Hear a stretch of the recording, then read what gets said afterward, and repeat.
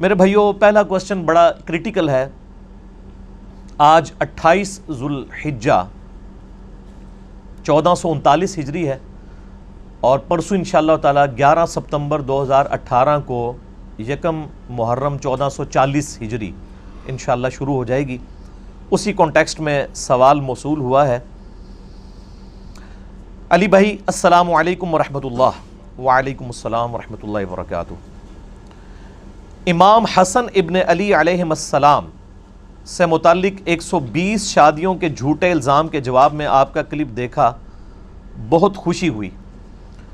آپ سے گزارش ہے کہ امام حسن علیہ السلام کے قاتل کا نام اور قتل کی وجوہات بھی ذرا امت کے سامنے لائیں اور حق گوئی کا مظاہرہ فرمائیں، کیونکہ محرم 1440 ہجری کی آمد ہے۔ شکریہ۔ میرے بھائیوں، پہلے تو میں جواباً عرض کروں اس سوال کے جواب میں کہ الحمدللہ اس پلیٹ فارم سے حق گوئی کا جس طریقے سے مظاہرہ ہو رہا ہے، اس کی مثال دینا شاید ممکن نہیں ہے، اور اگر آپ کو کوئی مثال ملے تو مجھے ضرور بتائیے گا۔ ویسے علماء جو پروفیشنل ہوتے ہیں مکاتب فکر کے، وہ اپنے مکاتب فکر کے علماء سے بھی جیلسی کا شکار ہوتے ہیں اور دوسروں سے تو ہوتے ہی ہیں۔ اللہ کے فضل سے مجھے اگر کوئی بتائے گا نا کہ علی بھائی اس طرح کا کام آپ سے بہتر طریقے سے فلاں بندہ کر رہا ہے، تو میرا تو خوشی سے شاید 1 کلو خون ہی بڑھ جائے۔ جیلسی تو ہوگی نہیں، میں کہوں گا شکر ہے یار ہماری محنت رنگ لائی کہ یہ فرقہ واریت کی لعنت کے خلاف جو ہم نے آواز اٹھائی تھی، اس میں اور لوگ بھی شامل ہوئے، تو جیلسی کا تو سوال ہی نہیں پیدا ہوتا اللہ کے فضل سے۔ حق گوئی الحمدللہ اس پلیٹ فارم سے جو ہے وہ ببانگ دول ہوتی ہے، اور کیوں ہوتی ہے؟ اس لیے کہ نہ میں وابی نہ میں بابی، میں ہوں مسلم علمی کتابی۔ نہ ہم سو کالڈ کوئی علمی بات کرے اسے وہابی کہہ دیتے ہیں، ہم وہابی نہیں ہیں، ہم بابی بھی نہیں، بابوں کے ماننے والے یا بابوں کا دفاع کرنے والے، ہم علمی کتابی بکش مسلم ہیں۔ ایک نان بکش مسلم ہوتے ہیں، ان کو میں کہتا ہوں ٹنی، سن سنا کے سنی، سنی سن ہو گئے ٹن، اور ایک پڑھ پڑھا کے سنی، وہ صحیح سنی ہوتا ہے جو پڑھ پڑھا کے علمی کتابی مسلمان ہو۔ اور سنی ایز اے منہج میں استعمال کر رہا ہوں، ایز اے فرقہ نہیں۔ فرقہ واریت تو اسلام کے اندر حرام ہے۔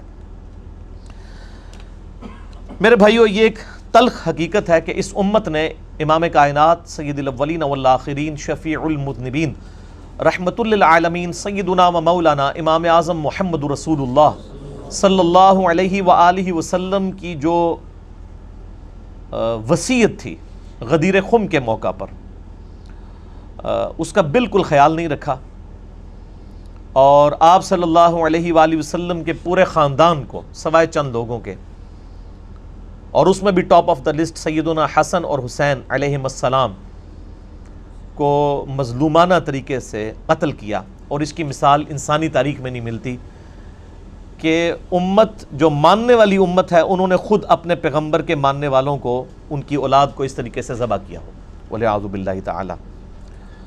وہ جو ماہر القادری صاحب کا شعر بھی ہے، ان کے ہاتھوں سے لٹی باغ رسالت کی بہار، جو نمازوں میں پڑھتے رہے صدا صلی علی، یعنی نمازوں میں وہ پڑھتے تھے اللہم صلی علی محمد وعلی آل محمد، لیکن آل محمد کے ساتھ انہوں نے یہ ظلم کیا۔ میرے بھائیوں، صحیح مسلم میں اوپر تلے 4 احادیث ہیں، 4 طرق انٹرنیشنل نمبر کے مطابق۔ مولا علی رضی اللہ تعالیٰ عنہ وعلیہ السلام کے فضائل والے چیپٹر میں صحیح مسلم میں 6225 سے لے کے 6228 تک کہ آپ صلی اللہ علیہ وآلہ وسلم نے حجۃ الوداع سے واپسی پر اپنی وفات سے 2 مہینے پہلے خم نامی گاؤں میں مکے اور مدینے کے درمیان پڑاؤ کر کے خطبہ دیا 17 ذوالحجہ کو 10 ہجری کے اندر، اور اگلی 11 ہجری میں ربیع الاول کے مہینے میں ہی آپ کی وفات ہوئی۔ تاریخ کنفرم نہیں، لیکن دن سوموار ہے، اور آپ کی گفتگو بڑی کنکلوڈنگ تھی۔ ہم نے وہ اپنے منہج کے اوپر بھی لکھ کے لگائی ہوئی ہے۔ اے لوگو آگاہ ہو جاؤ، میں بھی ایک انسان ہوں، قریب ہے کہ اللہ کا قاصد یعنی موت کا فرشتہ میرے پاس آئے اور میں اس کی دعوت قبول کر لوں۔ میں اپنے بعد تم میں 2 بھاری چیزیں چھوڑ کے جا رہا ہوں، ان میں سے پہلی چیز اللہ کی کتاب ہے۔ تم اللہ کی کتاب کو پکڑو، اپنا تعلق اس کتاب کے ساتھ مضبوط کرو۔ اللہ کی کتاب اللہ کی رسی ہے، جو اسے پکڑے گا وہ ہدایت پر ہوگا، جو اسے چھوڑ دے گا وہ گمراہ ہو جائے گا۔ اور زید ابن ارقم کہتے ہیں پھر نبی علیہ السلام ترغیب دلاتے رہے، اللہ کی کتاب، اللہ کی کتاب، اللہ کی کتاب، لیکن امت نے کتاب کو پس پش ڈال دیا۔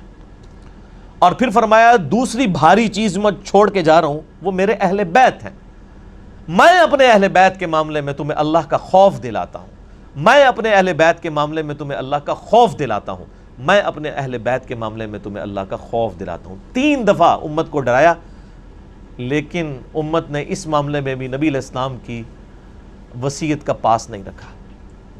یعنی آپ کو تو اللہ تعالیٰ نے غیبی خبر دے دی تھی کہ آپ کی امت یہ کرے گی، آپ نے امت کو بتایا کہ اس سسٹم کا حصہ نہ بننا، جو کچھ آل امیہ میری اہل بیت کے ساتھ ظلم کریں گے تم نے اس سسٹم کا حصہ نہیں بننا۔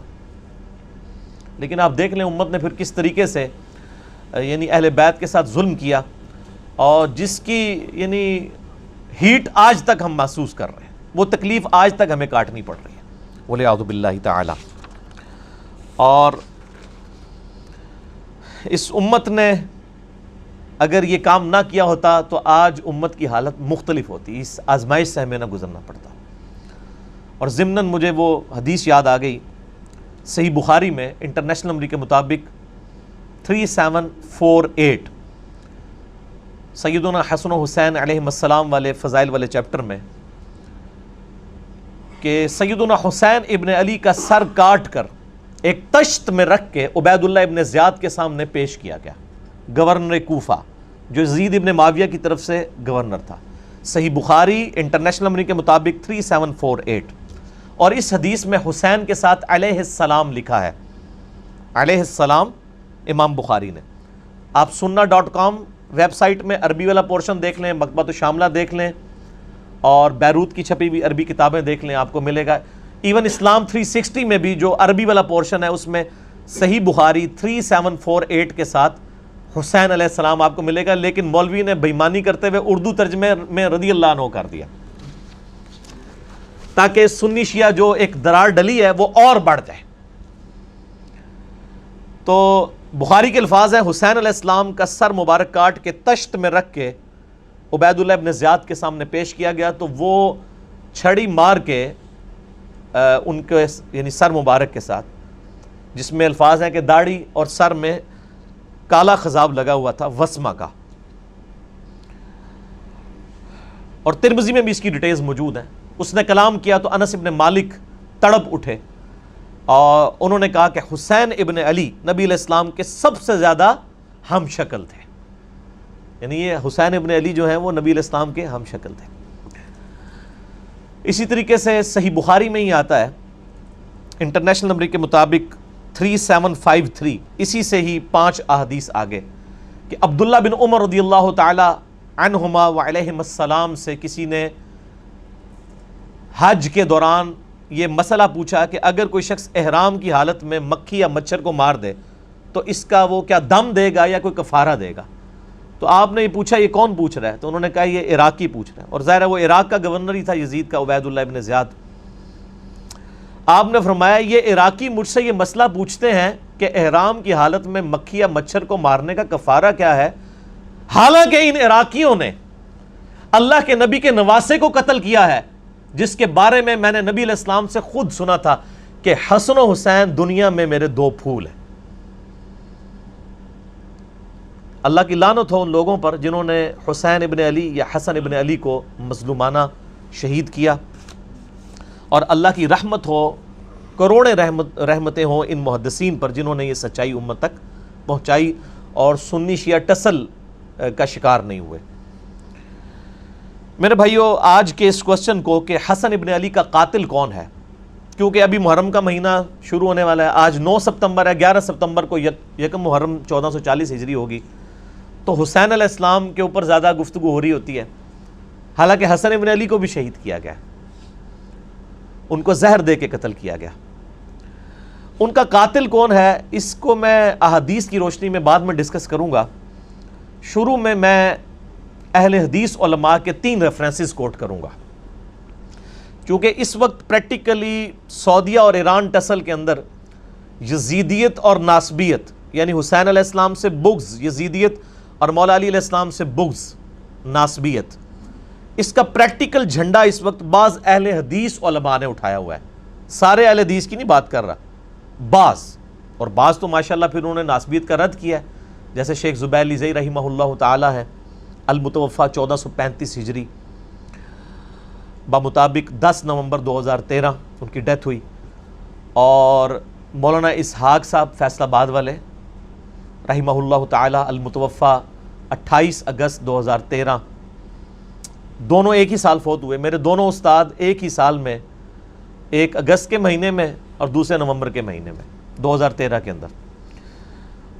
اللہ تعالیٰ ان کی قبروں کو نور سے بھرے، انہیں نیک کاموں کا اجر عطا فرمائے، ان کی برائیوں سے درگزر فرمائے۔ ان دونوں نے یعنی اہل بیت کے دفاع کا وہ حق ادا کیا جو شاید سو کالڈ وہ لوگ جو اہل بیت کی محبت کا دم بھرتے ہیں انہوں نے بھی نہیں دیا۔ اسی لیے میں دیکھتا ہوں کہ ان لوگوں کی سائٹس کے اوپر بھی، ان لوگوں کے بھی فیس بکس اور یوٹیوب کے اوپر ان لوگوں کی ویڈیوز شیئر ہوئی ہوتی ہیں محرم کے دنوں کے اندر، الحمدللہ۔ لیکن ساتھ ہی ساتھ بعض اہل حدیث میں ہی علماء ہیں جن میں ٹاپ آف دا لسٹ ہمارے جیلم شہر کا ایک فیض عالم صدیقی تھا، ناسبی، جو قتل بھی ہو گیا بعد میں، 1988 کے راؤنڈ اباؤٹ کی بات ہے، جنہوں نے ناسبیت پھیلائی۔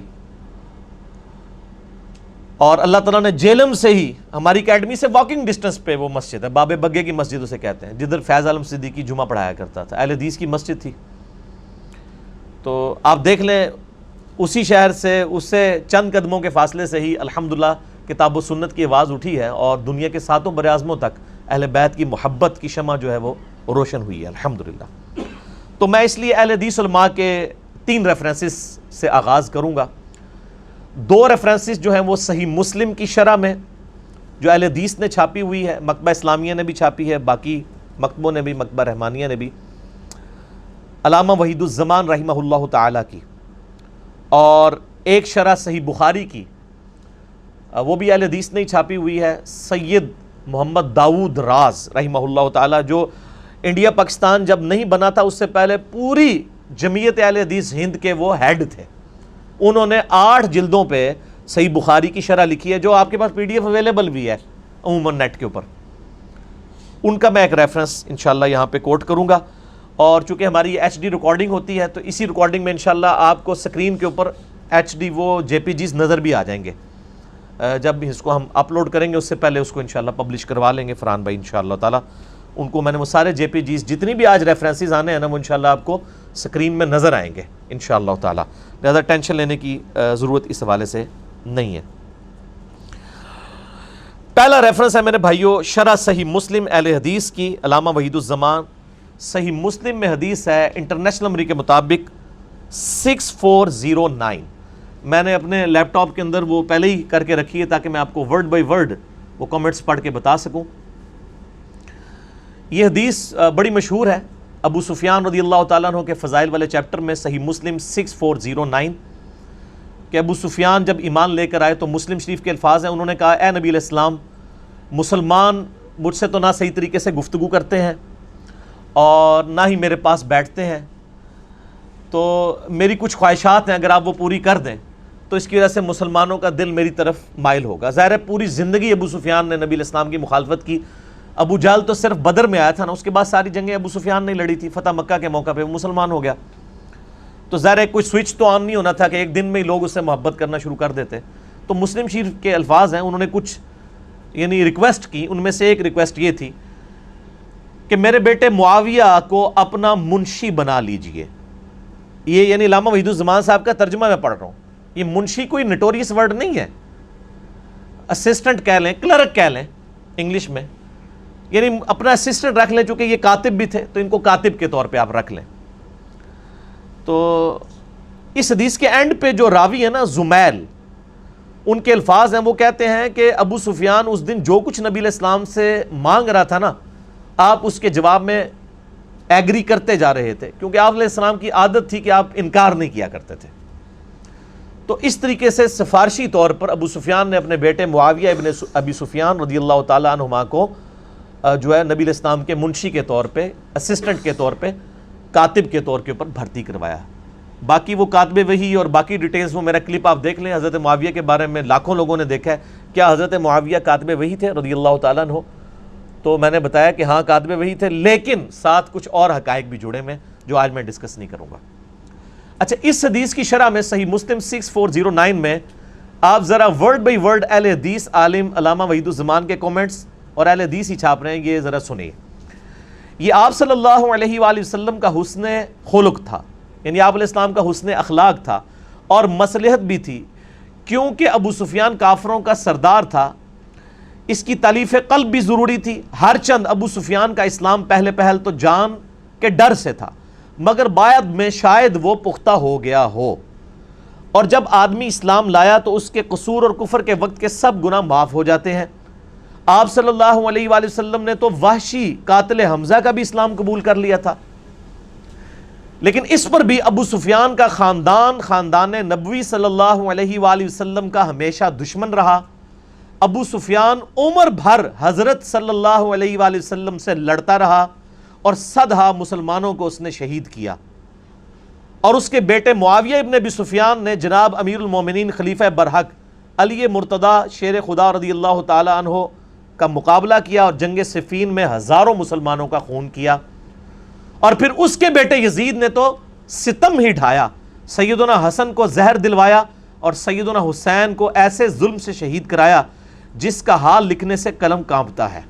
علامہ وحید الزمان صاحب لکھ رہے ہیں کہ حسن و حسین کے قاتل کون ہیں؟ آل امیہ. اور دیکھیں وہ کہندے پورا خاندان پڑ کے رکھ چھڑیا ہے. انہوں نے کہا دادا جڑا ہے وہ نبی نال لڑتا رہا، پیو یزید دا جڑا ہے وہ علی نال لڑتا رہا، تے پتر نے حسن حسین نو شہید کروایا،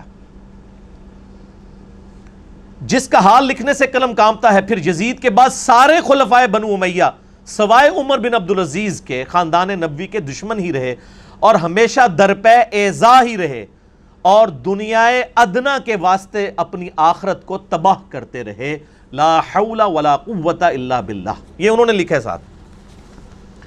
تو بس میرے خیال ہے اس پہ مجھے مزید کوئی کمنٹس دینے کی ضرورت نہیں ہے.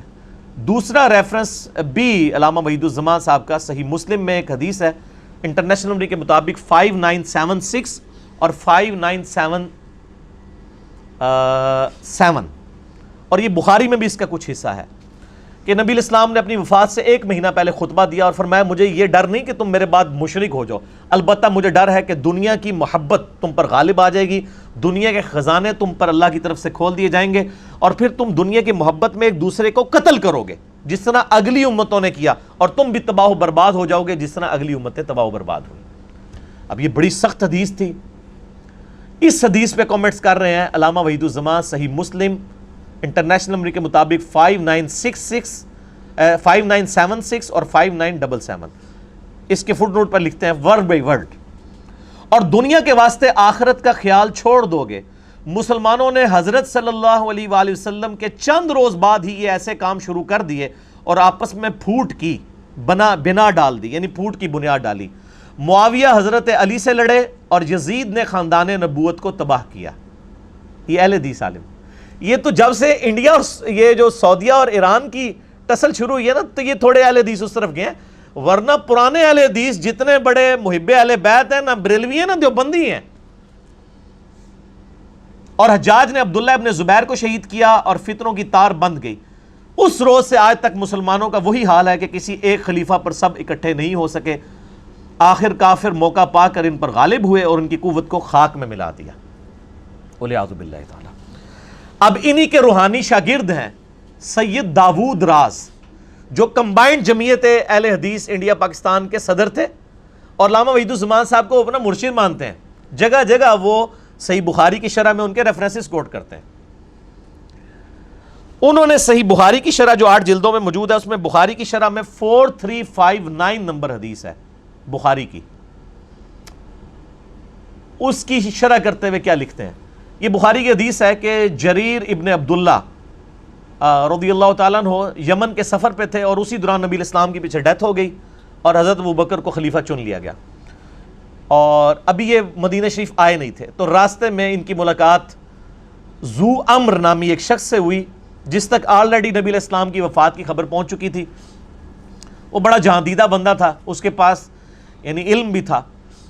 انہوں نے بڑے حسن سلوک کے ساتھ اس کے ساتھ معاملہ کیا. تو جاتے جاتے اس نے نا ان کو ایک نصیحت کی جو بخاری میں 4359 نمبر حدیث کے اندر امام بخاری نے نقل کی ہے.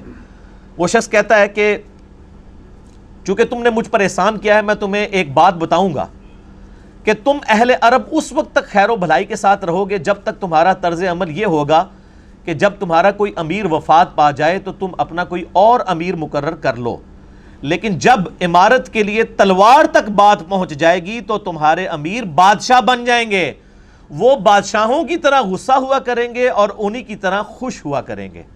یعنی جب خلافت ختم ہوگی اور ملوکیت آئے گی پھر وہ دنیا دار بادشاہ ہوں گے۔ یہ بخاری کے الفاظ ہیں، کانت بالسیف کانوا ملوکا یغضبون غضب الملوک ویرضون رضا الملوک۔ اس پہ حدیث مکمل ہوئی ہے۔ اس کی شرح میں سید داود راز کیا لکھتے ہیں، ذو امر کی آخری نصیحت جو یہاں مذکور ہے وہ بالکل ٹھیک ثابت ہوئی۔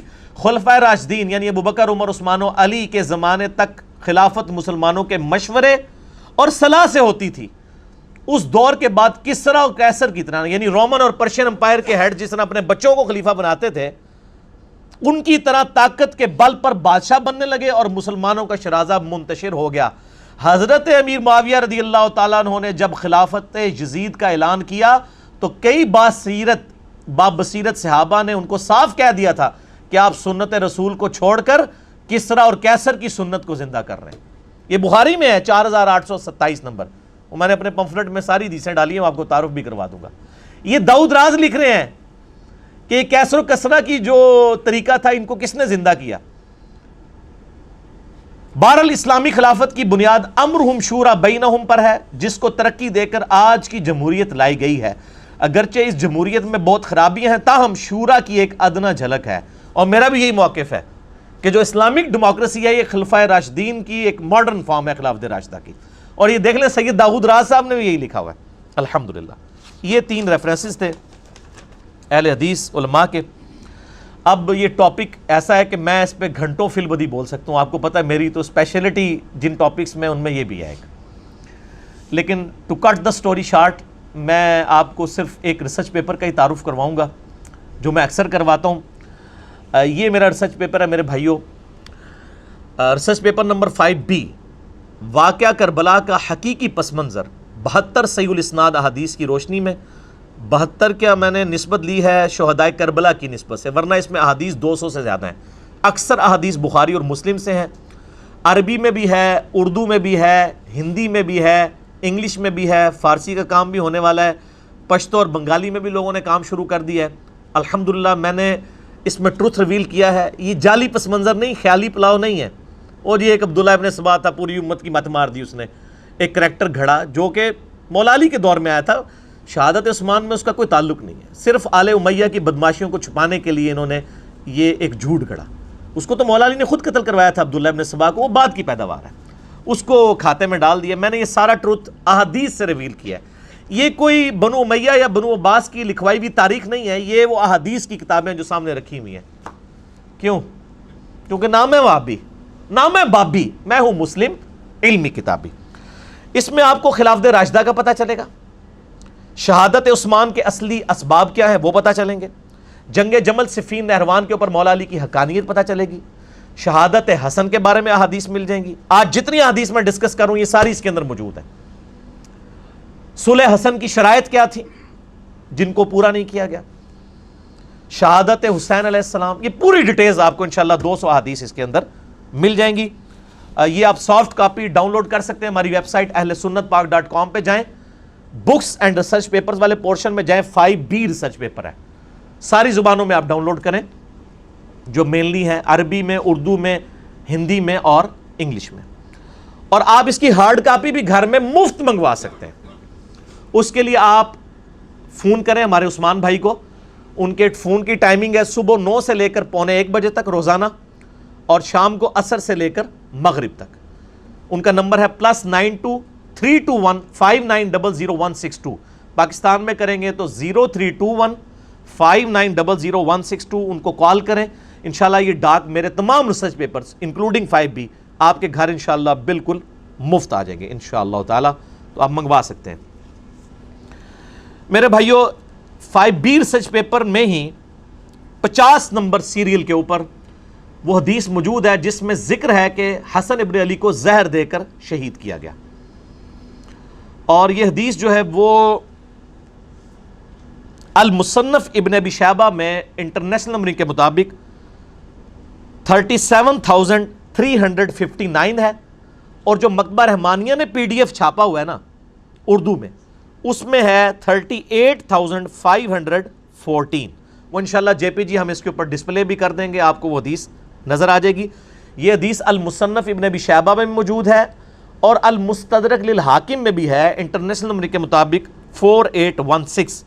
اور ہمارے جیلم شہر کے بہت بڑے ایک محدث شیخ غلام مصطفیٰ ظہیر صاحب حافظہ اللہ تعالی من الجنت والناس، شیخ زبیر علی ظہیر صاحب کے شاگرد ہیں، انہوں نے اس حدیث کی سند کو صحیح ڈکلیئر کیا، اور ان کا رسالہ ہے السنہ 26 نمبر میں انہوں نے یہ حدیث نقل کی، اور اس کے باقی بھی انہوں نے کئی ایک طریق تھے ان کے سارے ریفرنسز اس کے اندر کوٹ کیے، انشاءاللہ ہم JPG میں وہ بھی یہاں پر ایڈ کر دیں گے کہ حسن ابن علی کو زہر دے کر شہید کیا گیا۔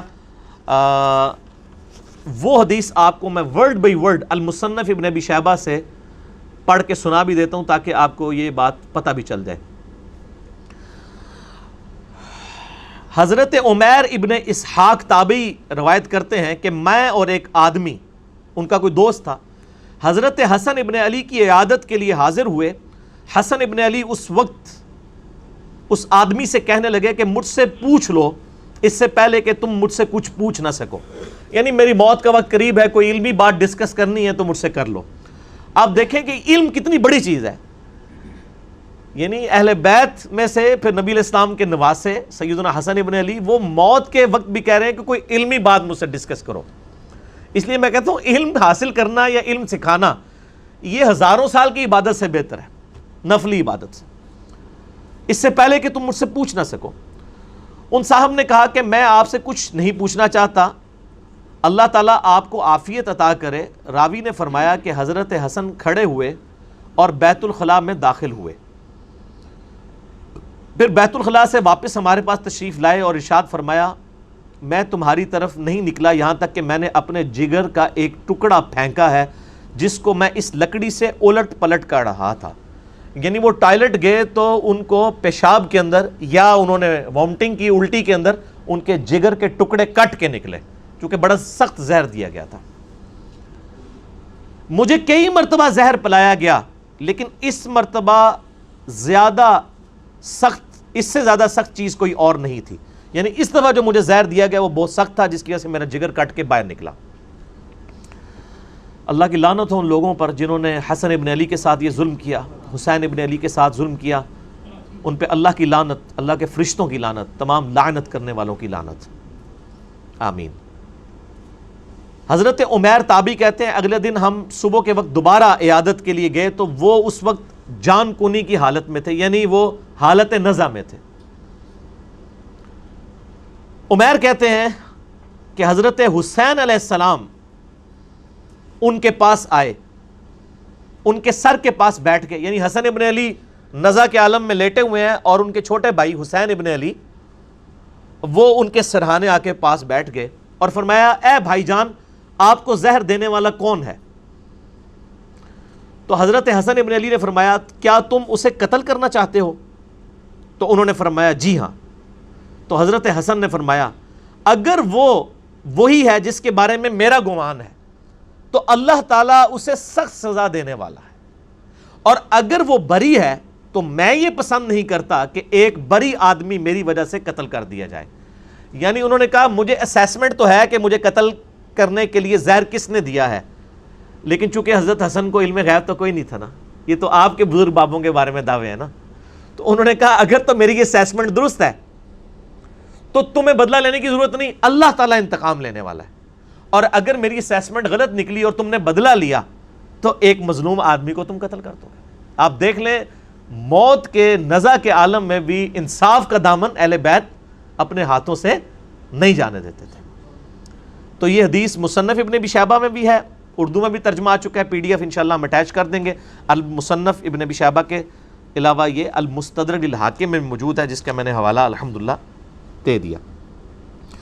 اب رہا میرے بھائیوں کہ حسن ابن علی کو یہ زہر دیا کس نے تھا؟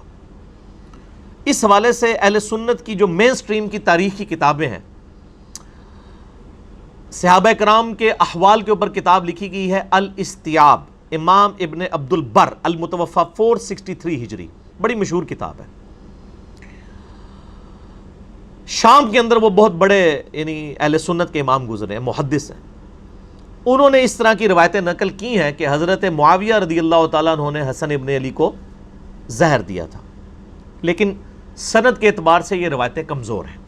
اسی طریقے سے طبقات ابن سعد، ان سے بھی پہلے امام محمد ابن سعد المتوفی 230 ہجری، جو امام بخاری امام مسلم کے ہم اثر ہیں، طبقات ابن سعد انہوں نے لکھی ہے، اس میں بھی ملتا ہے کہ معاویہ ابن ابی سفیان اور یزید ابن معاویہ کے بارے میں کہ انہوں نے حسن ابن علی کو زہر دے کر قتل کروایا۔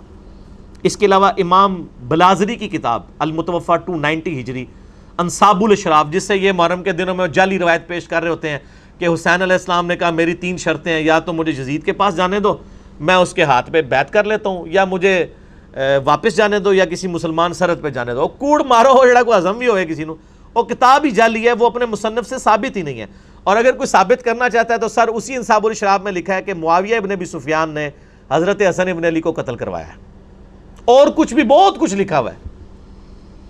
یزید کے باوجداد کے تابوت دوزخ کے اندر ہے، اور بھی بہت کچھ لکھا ہے۔ میری شیخ زبیر صاحب کے ساتھ جب 1 to 1 اس کے اوپر ڈسکشن ہوئی، ان کا کہ یہ اگر بلازری کی کتاب کو صحیح مانیں گے تو یہ حضرت معاویہ کا پھر ایمان ثابت کرنا ان کے لیے ممکن نہیں رہے گا، تو اس لیے اس کتاب سے ہی جان چھڑائیں۔ تو نہ ہم 3 شرطوں والی بات بھی جعلی، یہ بھی جعلی۔ اس طریقے سے تاریخ دمشق ہے، امام ابن عساکر، علی ابن حسین ابن عساکر، المتوفی 571 ہجری، تاریخ دمشق ان کی مشہور ہے۔ اس میں بھی ملتا ہے کہ حضرت معاویہ نے زہر دیا، لیکن یہ سب کی سب روایتیں کمزور ہیں، تاریخی ہیں، ہم ان کو پیش نہیں کرتے۔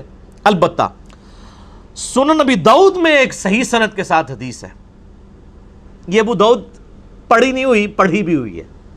انٹرنیشنل نمبر کے مطابق 4131، وہ حدیث میں ورڈ بائی ورڈ کور کروں گا آج، جس سے آپ کو پتا چلے گا کہ قتل حسن کا بینیفیشری کون ہے۔ جس طرح آج کل لوگ کہتے ہیں نا وہ بے نظیر کے قتل کا بینیفیشری کون ہے، ٹھیک ہے، نام لینے کی ضرورت نہیں ہے۔ اس طرح حسن ابن علی کے قتل کا بینیفیشری کون تھا وہ ابو داؤد نے بتا دیا۔ اور دوسرا ٹروتھ ریویل ہوگا کہ مولا علی علیہ السلام کو ممبروں پر آل امیہ کے دور میں جو لعنت کروائی جاتی تھی، سب و شتم ہوتا تھا، وہ کہتے ہیں سب کا مطلب تنقید ہے، تنقید نہیں ہے۔ صحیح مسلم انٹرنیشنل نمبر کے مطابق 6229 نمبر حدیث ہے، لعن اللہ ابا تراب، ابو تراب پر اللہ کی لعنت، نعوذ باللہ من ذالک، لعنت کرواتے تھے وہ۔ یہ لعنت کیوں کرواتے تھے؟ یہ بھی ایک کوسچن ہے نا، کس سے ان کو کیا ملتا تھا؟ یہ ٹروتھ بھی آپ کو اس حدیث میں ریویل ہوگا کہ بیسیکلی وہ چاہتے تھے کہ خلافت راشدہ کا ایک بھیانک چہرہ لوگوں کے سامنے آئے، لوگ خلافت کی تلاش میں نہ رہے، ملوکیت کو قائم رکھیں، لہٰذا مولا علی پر لعنت کرواؤ۔ جب مولا علی سے لوگ متنفر ہوں گے، خود بخود ہی کہیں گے کہ یہ ملوکیت کا سسٹم، آل امیہ کا سسٹم بہتر ہے۔ یہ بھی آپ کو اس حدیث میں پتہ چلے گا، اور آپ کو پتہ چلے گا کہ آل امیہ بینیفیشری ہے حسن ابن علی کے قتل کی۔ اب قاتل کون ہے؟ وہ آج کے زمانے میں بھی میرے بھائی جب CCTV کیمرہ ہیں، سب کچھ ہیں، یہ اس طریقے سے کوئی اس کی خفیہ ویڈیو تو مطلب نہیں بنا سکتا تھا اس زمانے میں، تو آج کے زمانے میں بھی قاتل تک پہنچنا بہت مشکل ہوتا ہے، تو اس زمانے میں تو بہت مشکل تھا۔ اسی طریقے سے عثمان غنی رضی اللہ تعالیٰ عنہ کے بھی اسپیسیفک تو کوئی نہیں کر سکتا کہ قاتلین کون تھے، ایک اسیسمنٹ ہی ہے۔ یہاں پر بھی یہی معاملہ ہے۔ یہ حدیث ہے ابو داؤد میں 4131 انٹرنیشنل نمبر کے مطابق، اور یہ کم از کم 3 اہل سنت کی مین سٹریم کی کتابوں میں ہے۔ سنن ابی داؤد میں ہے 4131۔ اس حدیث کو شیخ البانی بھی صحیح کہتے ہیں، شیخ زبیر علی زئی صاحب رحمہ اللہ تعالی، جن کا کرائٹیریا صحت کا بڑا سخت تھا، وہ بھی اسے صحیح کہتے ہیں۔ اس حدیث پہ بعض ناسبیوں نے جو اعتراض کیا منکرین حدیث نے، میں انشاءاللہ وہ اینڈ پہ ڈسکس کروں گا، کیونکہ وہ عام بندوں کا ٹاپک نہیں ہے، اس لیے میں اس موضوع کی روانگی کو توڑنا نہیں چاہتا۔ ابو داؤد میں 4131، مسند احمد میں ہے 17228 عربی والے میں، مکتبۃ شاملہ میں، اور جو اردو PDF ہے مکتبہ رحمانیہ کا، اس میں ہے 17321۔ یہ سارے JPGs انشاءاللہ ہم ساتھ اٹیچ کر دیں گے۔ اور تیسری کتاب ہے المعجم الکبیر طبرانی، اس میں امام حسن علیہ السلام کے چیپٹر میں انٹرنیشنل نمبر کے مطابق 2628 ہے اور مقدام بن مادی کرب والے چیپٹر میں 636 نمبر ہے. 2 دفعہ امام طبرانی اس حدیث کو لے کے ہیں, المتوفا 360 ہجری. تو یہ حدیث الحمدللہ سونے کی مہر درست ہے, اور یہ اتنی کرٹیکل حدیث تھی کہ یہ میرے جو 5B ریسرچ پیپر میں صرف یہ واحد حدیث ہے جو میں نے 2 نمبرنگ پہ ریپیٹ کی ہے, سیریل نمبر 31 پہ بھی اور سیریل نمبر 51 کے اوپر بھی, اور ایک ایک نمبرنگ پہ کئی حدیثیں ہیں. اس میں مثلا جو 33 نمبر ہے غدیر خم کے میں نے 8 طرق جمع کیے ہیں. ویسے تو غدیر خم پہ لاکھوں لوگ میرا کلپ دیکھ چکے ہیں یوٹیوب پہ, جو میں نے کور کیے ہیں وہ آپ دیکھ سکتے ہیں. تو ایک ایک نمبر پہ کئی احادیث ہیں, اس لیے 200 سے زیادہ روایتیں ہیں. تو اس ریسرچ پیپر میں یہ روایت 4131 موجود ہے انٹرنیشنل نمبر کے مطابق. وہ میں آپ کو اہل حدیث کا جو ترجمہ ہے نا جی, ورڈ بائی ورڈ پڑھ کے سناتا ہوں. دارالاسلام پبلیکیشن دنیا میں سب سے بڑا اہل حدیث کا, اہل سنت کا یعنی کتابیں چھاپنے والا جو ہے وہ ادارہ ہے. یہ دارالاسلام کی عربی پبلیکیشن سامنے رکھی ہوئی ہیں, یہ پڑھی ہوئی نہیں پڑھی ہوئی بھی ہیں, یہ علمی کتابی باتیں ہو رہی ہیں نا. تو اسی میں جو ابو داؤد رکھی ہے نا, اس میں ورڈ بائی ورڈ میں آپ کو دارالاسلام نے جو اردو ترجمے کے ساتھ شیخ زبیر صاحب کی تحقیم کے ساتھ چھاپی ہے, 4131 سنن ابی داؤد, ورڈ بائی ورڈ اس حدیث کو سنیں. خالد بن معدان تابعی کہتے ہیں کہ مقدام بن مادی کرب صحابی ہیں, بڑے مشہور صحابی ہیں یہ. انہی سے وہ ابو داؤد میں حدیث ہے کہ مجھے اللہ نے قرآن اور اس کی مثل یعنی سنت عطا فرمائی. مقدام بن مادی کرب عمر بن اسود اور قبیلہ بنو اسد کا ایک آدمی جو اہل قنسرین میں سے تھا, حضرت معاویہ ابن ابی سفیان رضی اللہ تعالیٰ عنہ کے پاس آئے جب وہ شام کے اندر یعنی بادشاہ تھے. معاویہ نے مقدام سے کہا کیا تمہیں معلوم ہے کہ حسن ابن علی وفات پا گئے ہیں؟ تو مقدام رضی اللہ تعالیٰ عنہ نے فوراً پڑھا انا للہ و انا الیہ راجعون. کسی مسلمان کی موت پہ کیا پڑھنا چاہیے؟ اب یہ پڑھنا ایک صحابی کا کیا یہ جرم تھا؟ جب انہوں نے یہ پڑھا تو ابو داؤد نے کیا لکھا, فقال لہ فلان, تو ایک آدمی نے, ایک مرد نے, فلاں شخص نے اس کے جواب میں کہا. اب یہ فلاں کون ہے؟ وہ حضرت معاویہ خود تھے, کیونکہ مسند احمد میں موجود ہے معاویہ نے مقدام سے کہا. ابو داؤد کی عادت ہے کہ وہ جب کسی صحابی کا غلط کام آ رہا ہو نا تو اس کو فلاں کر جاتے ہیں. ابو داؤد کے اندر کئی مثالیں میں نے اس پمفلٹ میں لکھی ہیں. جب فلاں شخص فلاں کو ملنے کوفے آیا تو علی پر لعنت کروائی. وہ سنن نسائی الکبریٰ کے اندر ہے کہ جب معاویہ ابن ابی سفیان مغیرہ ابن شعبہ کو ملنے کے لیے کوفہ آئے تو حضرت علی پہ لعنت کروائی. تو ابو داؤد نے فلاں فلاں کر دیا. میرا یوٹیوب پہ کلپ لاکھوں لوگ دیکھ چکے ہیں. سنی اور شیعہ کی کتابوں میں حق چھپانے کی مثالیں. یہی کام ناج البلاغہ میں جب مولا علی کا خطبہ حضرت عمر کے بارے میں آیا تو شیعہ نے بھی وہاں پہ وہ فلاں شخص پہ اللہ کی رحمت ہو, اس نے دین کے لیے یہ خدمات کی. یہ کام شیعہ نے بھی پایا ہے تو کام سنیہ نے بھی پایا ہے. ٹھیک ہے نا جی. تو جدو کوئی کام پائے تو اس کام سے رسی کاٹ سکنے ہیں. اللہ دے فضل. یہ میں کوئی تکبر کے طور پہ نہیں, میں جسٹ جوک کے طور پہ بول رہا ہوتا ہوں, کیونکہ نہ میں وہابی نہ میں بابی, میں ہوں مسلم علمی کتابی. تو حضرت معاویہ نے کہا, مسند احمد میں بھی اور المعجم الکبیر طبرانی میں بھی موجود ہے جو میں نے نمبر بتایا, کہ حضرت معاویہ نے یہ کہا کہ مقدام کیا تم حسن کے مرنے کو مصیبت سمجھتے ہو؟ انا للہ و انا الیہ راجعون. میں نے کہا تھا نا آپ کو پتا چلے گا قاتل کون ہے یہ تو ہم نہیں کہتے, لیکن بینیفیشری کون ہے, خوشی کسے ہوئی حسن کے مرنے پر؟ آل امیہ کو. انہوں نے کہا, اب مقدام بن مادی کرب کو بڑا غصہ آیا. انہوں نے کہا میں حسن کی وفات کو مصیبت کیوں نہ سمجھوں جبکہ رسول اللہ صلی اللہ علیہ وآلہ وسلم نے ان کو اپنی گود میں بٹھایا ہوا تھا اور فرما رہے تھے حسن مجھ سے ہے اور حسین علی سے ہے. یعنی مقدام بن مادی کرب کہتے ہیں میں نے نبی الاسلام کو خود دیکھا ہے کہ اپنے زانوں پہ ایک طرف حسن ابن علی کو بٹھایا ہے, دوسری طرف حسین ابن علی کو, اور کہہ رہے ہیں حسن مجھ سے ہے حسین علی سے ہے. اور یار جس نے نبی کو اتنی محبت کرتے ہوئے دیکھا ہو تو سر پھر اس شخص کی وفات کے اوپر اس کو پھر غم تو ہوگا نا. تو وہ حضرت معاویہ کو جواب دے رہے ہیں کہ میں کیوں نہ مصیبت سمجھوں جب نبی علیہ السلام اتنی محبت ان سے کرتے تھے. اور بخاری کے تو الفاظ میں نے بتایا نا ابن عمر کے, صحیح بخاری 3753, حسن و حسین دنیا میں میرے 2 پھول ہیں. ٹھیک ہو گیا. ہائے ہائے ہائے. اب وہ جو اسدی شخص مقدام بن مادی کرب کے ساتھ گیا ہوا تھا نا حضرت معاویہ کو ملنے ہوئے, آپ کو پتہ ہے شاہ سے زیادہ شاہ کے وفادار ہوتے ہیں چمچے. وہ چمچا تھا. اس نے دیکھا کہ جب معاویہ ہی توہین کر رہے ہیں حضرت حسن ابن علی کی, یہ بات کہہ کے کہ حسن کا مرنا کوئی مصیبت ہے, انہوں نے کہا میں بھی بیچ اپنا تھوڑا لچ تال دیا. تو اس نے کہا فقال الاسدی جمرۃ اطفأ اللہ, حسن تو ایک آگ کا کوئلہ تھا جسے اللہ نے بجھا دیا. انا للہ و انا الیہ راجعون. اللہ کی لعنت ہو ایسے لوگوں پر جو اہل بیت کے ساتھ بغض رکھنے والے تھے. صحیح مسلم میں حدیث ہے, علی سے محبت نہیں رکھے گا مگر مومن, علی سے بغض نہیں رکھے گا مگر منافق. صحیح مسلم 240. اور یہ آپ دیکھ لیں سیدنا علی کی اولاد کے ساتھ غدیر خم پہ جو نبی علیہ السلام نے کہا تھا میں اہل بیت کے معاملے میں تمہیں اللہ کا خوف دلاتا ہوں, 6225 سے 6228 تک صحیح مسلم میں, وہ اہل بیت سے مراد مولا علی اور ان کی اولاد لی تھی.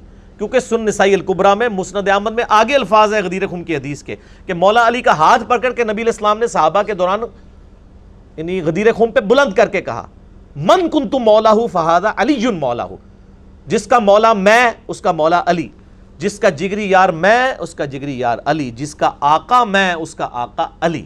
اور پھر کہا اے اللہ علی جو علی سے محبت رکھے تو بھی اس سے محبت رکھ, جو علی سے بغض رکھے تو بھی اس سے بغض رکھ. کیونکہ علی کی اولاد نہیں ذبح ہونا تھا نا. یہاں پہ بھی آپ دیکھ لیں, وہ اسدی کہتا ہے کہ حسن تو آگ کا ایک انگارہ تھا, ایک کوئلہ تھا داغتا ہوا جس کو اللہ نے بجھا دیا. یہ اس جملے کے اندر پوری قیامت ہے. آپ استغفر اللہ پڑھ رہے ہیں نا, اس ایک جملے کو اگر کھولیں نا تو میں گھنٹوں بول سکتا ہوں. یہ کسی کے لیے یہ جملہ کیوں بولا جاتا ہے کہ فلاں شخص دہتا ہوا انگارہ ہے. پرانے زمانے میں جب آپ نے آگ روشن کرنی ہوتی تھی تو دوسرے گھروں سے آپ کوئلہ لے کے آتے تھے. کوئلے کے اندر ہلکی سی آگ چل رہی ہوتی ہے, وہ آگ لا کے جب آپ لکڑیوں میں رکھتے ہیں تو لکڑیاں بھڑک اٹھتی ہیں. یہ لکڑیوں کو بھڑکانے والی چیز جو ہوتی ہے وہ ہوتا ہے دہتا ہوا کوئلہ. حسن کو اس نے دہتا ہوا کوئلہ کیوں کہا؟ چونکہ حضرت معاویہ نے صلح کی بھی تھی حسن ابن علی کے ساتھ کچھ شرائط کے اوپر. ان شرائط میں سے صرف ایک ہی شرط پوری کی تھی کہ جو مال غنیمت جو قرآن حکیم میں سورۃ الانفال میں آیا کہ اہل بیت کو 5واں حصہ ملے گا بیت المال میں سے, چونکہ ان پہ زکوٰۃ نہیں لگتی, وہ دیتے تھے. باقی جو 4 شرائط تھیں, نمبر 1 حضرت معاویہ رضی اللہ تعالیٰ عنہ خلفائے راشدین کے طریقے کے مطابق حکومت چلائیں گے, کوئی نہیں پوری کی.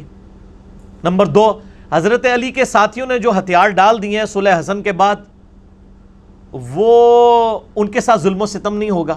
آپ یہ میرا پمفلٹ پڑھیں, میں آج اس ڈیٹیل میں نہیں جانا چاہتا, وہ سب کچھ موجود ہے ان کے ساتھ کیا کچھ ہوا, بخاری مسلم سے میں نے ثابت کیا. نمبر 3 ممبروں کے اوپر جو سب و شتم کا سلسلہ جاری ہے حسن ابن علی کے والد علی ابن ابی طالب پہ, وہ ختم کروایا جائے. وہ چلتا رہا, صحیح مسلم میں ہے 6229 نمبر حدیث, مولا علی پہ لعنت کے الفاظ کے ساتھ لعنت کی جاتی تھی آل مروان کی طرف سے. اسی طریقے سے حضرت معاویہ اپنے بعد امت کو شورا پہ چھوڑیں گے, اپنے بیٹے کو نامزد نہیں کریں گے. لیکن وہ بھی آپ بخاری اٹھا کے 4827 نمبر حدیث 4827 دیکھ لیں, صحابہ نے مخالفت کی, انہوں نے زبردستی کیا. ٹھیک ہے, تو کوئی ایک شرط بھی نہیں مانی سوائے ایک مال غنیمت والا معاملہ. تو یہ سارے شرائط تھیں. اب یہ شرائط جب کوئی بندہ پورا نہ کر رہا ہو تو جس سے صلح ہوئی ہو اس سے ڈر تو لگا رہتا ہے نا کہ کہیں یہ بھی اپنا صبر کا پیمانہ اس کا لبریز ہو اور یہ دوبارہ سے خلافت کے لیے کوئی تحریک اٹھا دے. جو جب تحریک اٹھائے گا تو تحریک اٹھانے والا جو شخص ہے وہ ایک دہتا ہوا کولا ہوگا جس سے آگ بھڑک سکتی ہے, خلافت راشدہ دوبارہ سے چڑھ سکتی ہے. اب آپ کو اس جملے کی گہرائی پتہ چلی. حسن ایک دہتا ہوا کولا تھا جسے اللہ نے بجھا دیا. انہوں نے کہا شکر ہے ختم ہوا ہے, انہوں سے اپنی مرضی نہ لے کام ٹور کے رکھیں گے. سمجھ آئیے آپ کو؟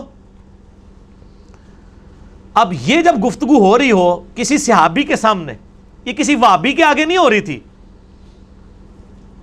یہ صحابی کے آگے بات ہو رہی تھی, نہ کسی بابی کے آگے ہو رہی تھی. بابی بابوں کا دفاع کرتے ہیں، وہابی اپنے وہ بادشاہوں کا دفاع کرتے ہیں۔ یہ صحابی تھا مقدام بن مادی کرب، اس نے کہا کہ پہلے معاویہ نے یہ بات کی رضی اللہ تعالیٰ عنہ کہ حسن کا مرنا کوئی مصیبت ہے، اب اس کے چمچے نے آگے سے یہ بات کر دی ہے کہ حسن تو ایک آگ کا انگارہ تھا، اسے بجھا دیا اللہ نے۔ ہائے ہائے ہائے ہائے۔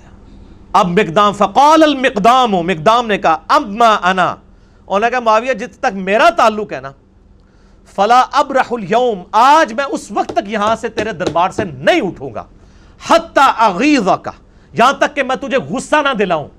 یعنی تو نے مجھے تکلیف دی ہے نا حضرت حسن ابن علی کے بارے میں کامنٹس کر کے نیگیٹو، میں تجھے ایسی باتیں کروں گا کہ تجھے غصہ دلاؤں۔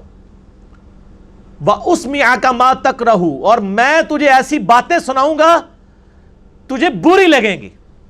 جب کسی کی حقیقت اسے کھول کے بیان کی جائے نا تو بڑے سے بڑے صبر کرنے والے شخص کو بھی بری لگتی ہے۔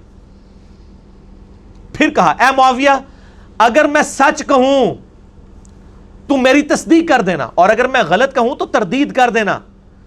معاویہ نے کہا ایسا ہی کروں گا۔ مقدام نے کہا میں تمہیں اللہ کی قسم دے کر کہتا ہوں، کیا تم جانتے ہو کہ رسول اللہ صلی اللہ علیہ وآلہ وسلم نے سونا پہننے سے منع فرمایا ہے؟ حضرت معاویہ نے کہا ہاں ہمیں بھی پتا ہے مرد کے لیے سونا حرام ہے۔ مقدام نے پھر کہا معاویہ تمہیں اللہ کی قسم دے کر کہتا ہوں، کیا تمہیں خبر ہے کہ رسول اللہ صلی اللہ علیہ وسلم نے مرد کے لیے ریشم پہننے سے روکا ہے؟ انہوں نے کہا ہاں۔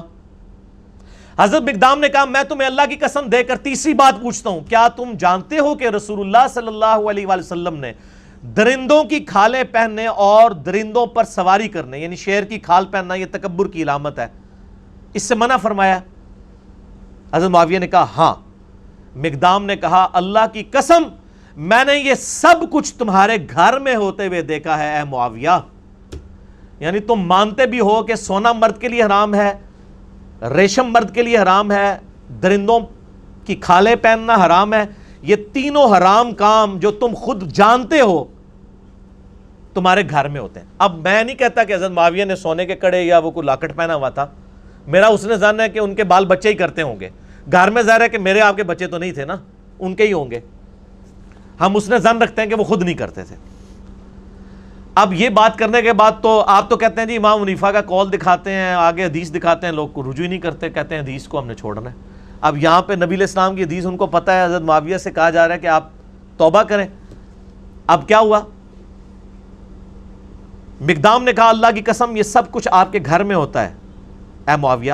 اس پر معاویہ نے کہا اے مقدام مجھے معلوم تھا کہ میں تجھ سے ہرگز بچ نہیں سکوں گا، یعنی میری کمزوریاں تجھے پتہ ہیں۔ حالانکہ ہونا چاہیے تھا معاویہ اے مقدام میں تمہیں گواہ کر کے کہتا ہوں آج تک جو کچھ مجھ سے ہوا میں اللہ سے توبہ کرتا ہوں، اللہ تعالیٰ یہ گناہ معاف کرے، آئندہ میں اپنی اصلاح کروں گا۔ کیونکہ آپ تو ہمیں یہی بتاتے ہیں نا کہ جب صحیح حدیث مل جائے تو وہی آپ کا مذہب ہونا چاہیے۔ آپ کہتے ہیں امام حنیفہ کے سامنے حدیثیں آتی تھی وہ پیچھے نہیں ہٹتے تھے، تو یہ امام حنیفہ سے بہت پہلے ہی معاملہ جو ہے وہ بگڑا ہوا ہے۔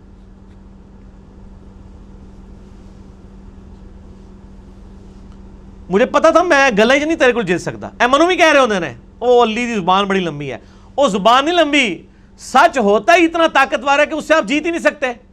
یہ تواڈے بزرگ بابے بھی یہی کہندے سن کہ میں گلے تواڈے کو نہیں جیت سکتا، انشاءاللہ تسی بھی نہیں جیت سکو گے کیونکہ بات ہی سچی ہے۔ آپ دیکھ لینا اے مقدام مجھے معلوم تھا کہ میں تجھ سے ہرگز نہیں بچ سکوں گا۔ خالد بن معدان نے بیان کیا کہ پھر حضرت معاویہ رضی اللہ تعالیٰ نے مقدام کے لیے اس قدر انعام کا حکم دیا، انہوں نے کہا جی بیت المال میں سے لا کے ذرا مال دو۔ بادشاہ آپ کو پتہ ہے نا وہ جب کسی کو خوش کرنا چاہتے تھے تو مال دیتے تھے، تو مقدام بن مادی کرب کو انہوں نے کہا اس کو انعام دو اور ان کے دوسرے ساتھیوں کو بھی دو۔ چنانچہ حضرت مقدام کو جب مال دیا گیا تو انہوں نے اپنے ساتھیوں میں وہیں تقسیم کر دیا۔ حضرت معاویہ نے گفٹ دیا، انہوں نے تحفہ سنت کے مطابق قبول کر لیا، لیکن وہ آج کل مولوی علی سنت نہیں سی کہ لے کے بوجھ پا لیندے۔ نبی علیہ السلام کو بھی جو گفٹ آتے تھے آپ قبول کرتے تھے، صحابہ میں ہی بانٹ دیتے تھے۔ تو مقدام بن مادی کرب کو جتنی رقم حضرت معاویہ نے اس وقت دی بیت المال میں سے، انہوں نے لے کے ادھر ہی غریبوں میں تقسیم کر دی۔ سچا بندہ جو ہے اس کو کسی کی پرواہ نہیں ہوتی ہے، وہ بینیفیشری نہیں ہوتا کسی کا، اس کی روٹی روزی دین کے ساتھ نہیں جڑی ہوتی۔ چنانچہ مقدام نے اپنے ساتھیوں میں سے تقسیم کر دیا، مگر اس اسدی نے جو کچھ وصول کیا وہ کسی کو کچھ نہ دیا. اور جنہیں کیا سی نا حسن آگ کا انگارہ ہے، اس کا کریکٹر بھی نقل کر دیا امام ابو داؤد نے. اس نے کسی کو کوئی چیز نہیں دی. ٹھیک ہو گیا، وہ ظاہر ہو گیا ہی مال لینڈ سی. بعد میں جب حضرت معاویہ کو یہ خبر پہنچی کہ مقدام نے سب کچھ اللہ کی راہ میں خیرات کر دیا، تو حضرت معاویہ نے کہا مقدام کھلے ہاتھ کے سخی آدمی ہے اور اسدی اپنے مال کی خوب حفاظت کرنے والا ہے. یعنی حضرت معاویہ کو جب بتایا گیا نا کہ انہوں نے باہر نکلتے ہی آپ کے لوگوں میں ہی مال تقسیم کر دیا ہے، تو حضرت معاویہ نے بھی تعریف کی حضرت مقدام بن مادی کرب کی. ان کو گستاخ صحابہ اور رافضی نہیں کہا مقدام کو. ان کا یار گل تو صحیح کی تھی انہیں. تو اسی بھی مان جاؤ میں گلا صحیح کرنا بھائی، ناراض نہ ہویا کرو. اچھا اس کی شرح جو ہے دارالاسلام نے لکھی ہے بھائی، میں نے نہیں لکھی. اور دارالاسلام میں بھی شیخ زبیر صاحب نے نہیں لکھی ہے. شیخ زبیر صاحب نے صرف حدیثوں پہ صحت کا حکم لگایا، جو شرح ہے وہ دوسرے علماء نے لکھی ہے. اور صلاح الدین یوسف صاحب نے بھی اس کے اوپر یعنی کہ تقریض لگائی ہوئی ہے. اس کی شرح میں لکھتے ہیں، اب دیکھیں دارالاسلام ورڈ بائی ورڈ آپ شرح سنیں. صحابہ کرام حق بات کہنے میں بڑے جری تھے. حضرت مقدام رضی اللہ تعالیٰ عنہ کو حضرت معاویہ رضی اللہ تعالیٰ عنہ کی عمارت سے کوئی خوف نہ آیا اور بے دھڑک حق بات کہہ دی. چلو جی شکر ہے. اے علی بھائی نے نہیں کہا گیا لکھو، دارالاسلام نے کئی سال پہلے یہ شرح کی ہوئی ہے. اس مکالمے کے شروع میں جو آیا کہ ایک آدمی نے کہا کہ حسن کے مرنے کو تم مصیبت سمجھتے ہو، اس کے قائل شاید حضرت معاویہ ہی ہوں جسے ادبن مبہم رکھا گیا ہے. اے دیکھو وہ شرح کرنے والا مان رہا ہے کہ یہ جو ہے نا ایک بندے نے کہا کہ معاویہ کا مرنا کو مصیبت ہے، تو یہ حضرت معاویہ نے اصل میں کہا تھا، امام ابو داؤد نے ادب کے طور پر فلاں لکھ دیا. آگے بریکٹ میں لکھا ہے اون المعبود. اون المعبود اہل حدیث عالم کی وہ شرح ہے ابو داؤد کی جو پوری دنیا میں مدرسوں میں پڑھائی جاتی، عربی میں لکھی ہوئی. یہ شاید نہیں سرکار دارالاسلام والے ہو، یہ شاید کٹو، یہ یقیناً ہے، کیونکہ اس کا جو طریق المعجم الکبیر طبرانی میں ہے اور مسند احمد میں ہے، اس میں الفاظ ہیں کہ معاویہ رضی اللہ تعالیٰ عنہ نے کہا کہ حسن کے مرنے کو کیا تم مصیبت سمجھتے ہو. اس کے بعد پھر وہ لکھتے ہیں بنو امیہ اور اہل بیت کے خاندانوں میں سیاسی امور میں ان کے خاص رجحانات تھے. یہ تاریخ اسلام کا انتہائی پریشان کن دور تھا جو گزر گیا. وہ کہتے ہیں گزر گیا، مٹی پاؤ چھاڑ دو. اب ہم تمام صحابہ کرام کے لیے دعا گو ہیں، تو سر پھر آپ ان کے لیے بھی دعا گو ہوں جو آج صحابہ کے اوپر لعنت کر رہے ہیں، کیونکہ یہ انہی کی اولاد ہے آل امیہ کی. ان کو پھر آپ کس منہ سے سمجھائیں گے؟ صرف ان کو میں سمجھا سکتا ہوں، انجینئر محمد علی مرزا، جو آل امیہ کے کاموں کو بھی غلط کہتا ہے اور آج رافضیوں کی لعنت کرنے کو بھی غلط کہتا ہے. آپ تو 2 نمبر لوگ ہیں، آپ کے تو دورے معیار ہیں، آپ کسی کو سمجھا سکتے ہیں؟ وہ کہتا ہے چھوڑ دو. اب ہم تمام صحابہ کرام کے لیے، تمام صحابہ کرام نہیں یار، 3-4 بندوں کا مسئلہ ہے. صحابہ کرام اتنے زیادہ نہیں ہیں. حضرت معاویہ رضی اللہ تعالیٰ عنہ، مغیرہ ابن شعبہ رضی اللہ تعالیٰ عنہ، عمر ابن عاص رضی اللہ تعالیٰ عنہ، اور بسر بن ابی ارطا رضی اللہ تعالیٰ عنہم اجمعین. ہم ان کے لیے دعائیں خیر کرتے ہیں لیکن ان کا جھوٹا دفاع بھی نہیں کرتے. ان کے لیے دعا گو ہوں اور کسی کے متعلق اپنے دل میں کوئی بغض نہ رکھیں. ایک مورخ کو جو ہے وہ کسی بھی جانب میلان ہو اس کا حق ہے، مگر خیال رہے کہ دوسری جانب بھی جلیل القدر صحابہ ہیں رضی اللہ عنہم و ارضاہم، اور دعا کریں ربنا اغفر لنا ولاخواننا الذین سبقونا بالایمان. اور ہم بھی یہ دعا کرتے ہیں، میرا تو کلپ ریکارڈڈ ہے سورۃ الحشر کی آیت نمبر 10. ہم دعا کرتے ہیں کاش جن کے لیے ہم دعائیں کر رہے ہیں انہوں نے بھی مولا علی کے لیے دعائیں کی ہوتی، ممبروں پر مولا علی پہ لعنت نہ کروائی ہوتی. اس کا مطلب ہے اللہ کے فضل سے ہمیں تو توفیق ہے، ان کو یہ توفیق نہ مل سکی. صحیح مسلم 6229 لعن اللہ ابا التراب نعوذ باللہ. آل مروان صحابہ کرام کو ممبروں میں بلا کے کہتے تھے ابو تراب پہ لعنت کرو نعوذ باللہ. درندوں کی کھالیں اور ان کی گدیاں استعمال کرنا جائز نہیں ہے، اور ایسے ہی مردوں کے لیے سونا اور ریشم بھی مباح نہیں. حضرت معاویہ رضی اللہ تعالیٰ کے متعلق جو ذکر ہوا ان کے گھر میں ریشم اور درندوں کی کھالیں اور سونا استعمال ہوتی تھی، تو شاید فرامین رسول کی وہ کوئی تعویل کرتے ہوں.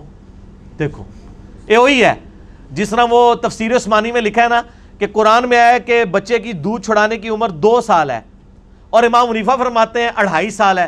شاید امام حنیفہ کے پاس بھی کوئی دلیل ہو.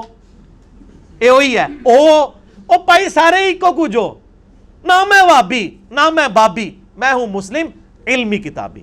آپ یہ دیکھ لیں بابی ہیں، یہ پریکٹیکلی یہ بھی بابی بنے ہوئے ہیں. دارالاسلام والے بجائے یہ لکھنے کے کہ انہوں نے غلط کام کیا، وہ کہتے ہیں انہوں نے تعویل کر لی ہوگی. دنیا میں ہر شخص اپنے جرم پہ پردہ ڈالنے کے لیے نا تعویل ہی کرتا ہے.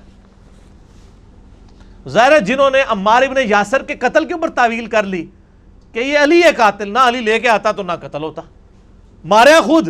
تو پھر مولا علی نے فرمایا کہ پھر حمزہ کا قاتل کیا نبی علیہ السلام تھے؟ نہ عہد میں لے کے جاتے نہ حمزہ قتل ہوتا.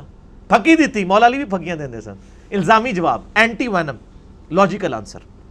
بال یہ ہر ٹاپک لادا ہو جائے گا. تو یہ میں نے شرح بھی بیان کر دی اور شرح بھی بیان کر دی. باقی میں اب اس ٹاپک کو کتنا یعنی اور کھول کے بیان کروں. آپ ریسرچ پیپر 5B پڑھیں، سب کچھ آپ کو ملے گا. میرے 2 لیکچر ضرور سنیں. ایک لیکچر ہے جس میں میں نے اہل تشیع کا مقدمہ اہل سنت کی عدالت میں پیش کیا ہے، مسئلہ نمبر 101، صحیح مسئلہ خروج، خلافت و ملوکیت صحیح مسئلہ خروج اور فکر حسین حق پرستی کی علامت ہے. اہل سنت پاک.com پہ یوٹیوب پہ جا کے لکھیں 101 مسئلہ، کھل جائے گا. اس میں نے اہل تشیع کا مقدمہ اہل سنت کی عدالت میں پیش کیا، جس ایسی مسجد میں جہاں پہ آدھے شیعہ بیٹھے ہوئے تھے، آدھے سنی، اور سنی بھی تینوں بریلوی دیوبندی اہل حدیث. اور دوسرا لیکچر ہے مسئلہ نمبر 162A، خلافت راشدہ کے 30 سال، شیعہ کی کتاب نہج البلاغہ سے مولا علی علیہ السلام کے 5 خطبات کی روشنی میں، جس میں میں نے اہل سنت کا مقدمہ اہل تشیع کی عدالت میں پیش کیا ہے. لاکھوں لوگ یہ ویڈیوز، اس کے کلپس دیکھ چکے ہیں. آج میں ڈیٹیل میں نہیں جاؤں گا. آپ 5B ضرور پڑھیں، اہل سنت پاک.com سے ڈاؤن لوڈ کریں. ہارڈ کاپی منگوانی ہے عثمان بھائی کو صبح 9 سے لے کر 12:45 بجے تک، اور شام کو عصر سے مغرب تک پاکستان ٹائم کے مطابق کال کریں. تمام ریسرچ پیپرز فری ڈاک میں آپ کے گھر بالکل مفت پہنچیں گے. ان کا نمبر، موبائل نمبر نوٹ کر لیں، +92 321 5900 162، اور پاکستان میں کریں گے تو 0321 5900 162. ہارڈ کاپی بھی آپ کو یہ 200 احادیث کی انشاءاللہ مل جائے گی. تو یہ آج کا ٹاپک ہمارا اس حوالے سے الحمدللہ کنکلوڈ ہوا عوام الناس کے اعتبار سے. اب تھوڑی سی گفتگو رہ گئی ہے 10-12 منٹ کی علماء کے حوالے سے. وہ انشاءاللہ میں اس کو الگ کروں گا. اس سے پہلے آپ ایک دفعہ درود شریف پڑھ لیجئے. اللہم صلی علی محمد وعلی آل محمد کما صلیت علی ابراہیم وعلی آل ابراہیم انک حمید مجید. اللہم بارک علی محمد وعلی آل محمد کما بارکت علی ابراہیم وعلی آل ابراہیم انک حمید مجید. سنن نبی داؤد کی حدیث نمبر 4131 جو مسند امام احمد میں بھی موجود ہے، انٹرنیشنل نمبر کے مطابق 17,228، اور اردو PDF میں 17,321. المعجم الکبیر طبرانی میں بھی موجود ہے، حضرت حسن ابن علی کے چیپٹر میں 2628 نمبر، اور مقدام بن مادی کرب والے چیپٹر میں 636 نمبر. اس حدیث پہ بعض منکرین احادیث میں سے، اور یہ میں نے بہت پہلے کئی سال پہلے پریڈکشن کی تھی، 6 سال پہلے، کہ جو ناسبی ہوگا نا مولا علی سے بغض رکھنے والا، وہ منکرین حدیث ضرور ہوگا. وہ بخاری مسلم کی احادیث کا بھی انکار کرے گا کیونکہ اس کی مجبوری ہے، حدیثیں اس کی موت ہیں. وہ تو پیش کرے گا آل امیہ اور آل عباس کی لکھوائی ہوئی جھوٹی تاریخ، تو وہ حدیثوں کے اوپر حملے کرے گا اور بڑی یہ پرواہ نہیں کرے گا کہ وہ منکرین حدیث ہوگا. وہ کہے گا رفع الدین کی حدیثیں لے لو، باقی حدیثیں نہ لو. تو بعض ناسبیوں نے اس حدیث کے اوپر اعتراض کیا تاکہ یہ معاملہ ہی گول کر دیا جائے. حالانکہ اس حدیث کو آج تک کسی نے ضعیف نہیں کہا اہل سنت کی تاریخ میں. اور دور اعظم میں بہت بڑے محدث شیخ ناصر الدین البانی رحمہ اللہ تعالی المتوفا 1999 عیسوی، اور شیخ زبیر علی زئی رحمہ اللہ تعالی المتوفا 2013 عیسوی، دونوں نے اس حدیث کو صحیح کہا. اور شیخ زبیر صاحب تو تدریس کے مسئلے میں بہت وہمی تھے، وہ تو البانی کی بھی صحیح کی حدیثوں کو ضعیف کہہ دیتے تھے تدریس کے مسئلے میں. اس کے باوجود اس حدیث کے اوپر انہوں نے کوئی کمپرومائز نہیں کیا اور اس حدیث کو انہوں نے صحیح ڈکلیئر کیا. 2 اعتراض ہوتے ہیں اس حدیث کے اوپر. میں انشاءاللہ علماء کے لیے، تو میں طالب علم ہوں لیکن علماء کی اصلاح کے لیے بیان کر دوں. پہلا اعتراض کرتے ہیں کہ اس حدیث میں ایک راوی ہے بقیہ ابن الولید المتوفا 197 ہجری، تبع تابعین میں سے ہیں رحمہ اللہ تعالی. وہ کہتے ہیں کہ ناقابل اعتبار راوی ہے، اس کی حدیث محدثین نے قبول نہیں کی. اور دوسرا اعتراض کرتے ہیں اور مجھے کہتے ہیں جی، آپ کہتے ہیں جی وہ سما کی تصریح نہ ہو، مدلس ان سے روایت کرے تو ضعیف ہوتی ہے. وہ کہتے ہیں جی بقیہ جو ہے یہ مدلس ہے اور یہ ابو داؤد کی حدیث میں یہ ان سے روایت کر رہا ہے اور اس کی ان والی روایت جو ہے اب وہ سما کی تصریح کے بغیر ضعیف ہوگی. لہٰذا وہ کہتے ہیں جی آپ کے اصول کے اوپر اس کی روایت خود بخود ضعیف بنتی ہے. حالانکہ یہ میرا اصول نہیں ہے، یہ تو صحیح مسلم کے مقدمے میں لکھا ہے، اور یہ اصول سب سے زیادہ اگر کسی نے انٹروڈیوس کروایا ویڈیوز میں نے اور کتابوں میں شیخ زبیر علی زئی رحمہ اللہ تعالیٰ نے. اس کے باوجود شیخ زبیر صاحب نے اس حدیث کو صحیح کیوں کہا؟ یہ دونوں اعتراض کے میں جواب انشاءاللہ دوں گا، کیونکہ نہ میں وہابی نہ میں بابی، میں ہوں مسلم علمی کتاب ہے. تو یہ پہلا اعتراض کہ بقیہ جو ہے یہ ضعیف راوی ہے، بڑا ریجیکٹڈ راوی ہے، اس کی روایت قبول نہ کی جائے. تو بقیہ ابن ولید، اس کے میں 5 جواب دوں گا. نمبر 1، جواب نمبر 1، بقیہ ابن الولید المتوفى 197 ہجری تبع تابعین میں سے ہیں رحمہ اللہ تعالی. صحیح مسلم کے مقدمے میں امام مسلم نے صحیح مسلم کے اندر جو راویوں کے اوپر بحثیں کی ہیں نا، اس بقیہ کے اوپر بحث کی ہوئی ہے باقاعدہ. صحیح مسلم میں انٹرنیشنل نمبر کے مطابق 43 نمبر پر اور 80 نمبر پر اور 81 نمبر پہ 3 جگہ بقیہ ابن الولید کے اوپر امام مسلم نے اپنے کومنٹس لکھے ہیں بڑے محدثین سے نقل کر کے. وہ میں آپ کو امام مسلم کے کومنٹس بتا دیتا ہوں.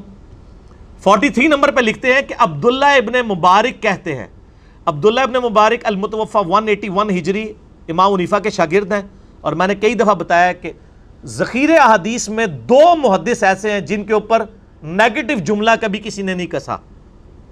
ایک عبداللہ ابن مبارک، امام بخاری کے دادا استاد ہیں یہ، اور امام حنیفہ کے شاگرد ہیں. بعد میں امام حنیفہ کو چھوڑ گئے تھے.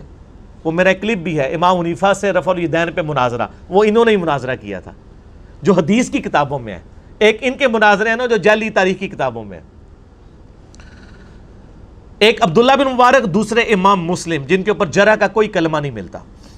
امام بخاری پہ بھی بعض محدثین نے جرح کی ہے لیکن ان کے اوپر نہیں جرح ملتی. عبداللہ ابن مبارک کا قول صحیح مسلم میں انٹرنیشنل نمبر کے مطابق جو مسلم کا حصہ ہے اور نمبرنگ کا حصہ ہے 43 نمبر، عبداللہ ابن مبارک کہتے ہیں کہ بقیہ ابن ولید صدوق راوی ہے، سچا راوی ہے، لیکن وہ روایت کرتا ہے سب قسم کے لوگوں سے. یعنی خود وہ سچا ہے لیکن وہ جن سے روایتیں نقل کرتا ہے نا، بعض اوقات وہ ضعیف راویوں کی روایت بھی لے لیتا ہے اور بعض اوقات ثقہ راویوں کی بھی. وہ تو سارے ہی ہیں، بخاری مسلم کے علاوہ جتنے امام ہیں، ابو داؤد، ترمذی، نسائی، ابن ماجہ، انہوں نے ضعیف راویوں سے لی ہوئی ہے. لیکن جب ضعیف راوی ہوگا پتہ تو چل جائے گا اور روایت تو ضعیف ہو جائے گی. تو یہ تو کوئی عیب نہیں ہے. خود امام بخاری نے الادب المفرد میں کئی ضعیف راویوں سے جن پہ امام بخاری نے خود جرح کی ہوئی ہے تاریخ کبیر میں، ان سے روایتیں بھی لی ہوئی ہیں، لیکن بتا دیا ہے کہ یہ روایت میں یہ راوی کمزور ہے. تو یہ کوئی عیب نہیں ہے. عبداللہ ابن مبارک کیا کہتے ہیں؟ یہ صدوق راوی ہے، سچا راوی ہے. کون؟ بقیہ ابن ولید. 80 نمبر پہ لکھتے ہیں امام مسلم کہتے ہیں کہ زکریہ ابن عدی کہتے ہیں کہ مجھ سے ابو اسحاق فزاری نے کہا، جو حدیث کے بہت بڑے امام تھے، لکھ لے تو بقیہ ابن ولید کی وہ حدیث جو وہ روایت کرے مشہور لوگوں سے، اور مت لکھ اس کی حدیث کو جو روایت کرے مجہول لوگوں سے. یہ بقیہ کے لیے نہیں ہے، باقی بھی سارے راوی جو ثقہ راویوں سے کریں وہ آپ لے لیں، جو دوسری وہ چھوڑ دیں. اور مت لکھ تو اسماعیل عیاش سے حدیث، اگرچہ وہ روایت کرے مشہور ثقہ لوگوں سے بھی. وہ کہتے ہیں جو اسماعیل عیاش راوی ہے نا، وہ اگر صحیح بندے سے بھی روایت کر رہا ہے نا، اس کی وہ والی روایت بھی نہیں لینی، لیکن بقیہ سچا بندہ ہے، یہ اگر سچے لوگوں سے روایت کرے. اور الحمدللہ ابو داؤد میں اس نے بحیر ابن سعد سے روایت کی ہے، جو الحمدللہ ثقہ صدوق اہل سنت کا بہت بڑا امام ہے، جس کی ثقات کے اوپر کوئی قدغن نہیں لگا سکتے. کتب ستہ کی ساری حدیث کی کتابوں میں اس کی روایتیں موجود ہیں، خصوصاً ابو داؤد، ترمذی، نسائی، ابن ماجہ کے اندر بحیر ابن سعد سے روایت کی ہے. اور اس کے بعد 81 نمبر کے اوپر وہ لے کے آئیں کہ ان کے اندر یہ مسئلہ تھا کہ یہ بعض اوقات جو نام ہے اور کنیت اس کو رد و بدل کر دیا کرتے تھے جو یہ راوی تھے بقیہ، اور وہ دیکھ لیا جائے، باقی کوئی ان کے اوپر جرح کا کلمہ نہیں ہے. جواب نمبر 2، صحیح مسلم میں جو یہ 80 نمبر پہ کامنٹس ہے نا کہ بقیہ کی روایت جو مشہور لوگوں سے وہ کرے وہ آپ لے لو اور جو ضعیف لوگوں سے کرے وہ نہ لو، یہ سیم کامنٹس جامعہ ترمذی میں بھی موجود ہیں۔ انٹرنیشنل نمبر کے مطابق 2859 نمبر حدیث ہے، اور اس حدیث کی سند وہی ہے جو ابو داؤد کی مقدام بن معدی کرب والی روایت کی سند ہے 4131 کی۔ اس میں بھی بقیہ ابن ولید عن بحیر ابن سعد کر رہے ہیں۔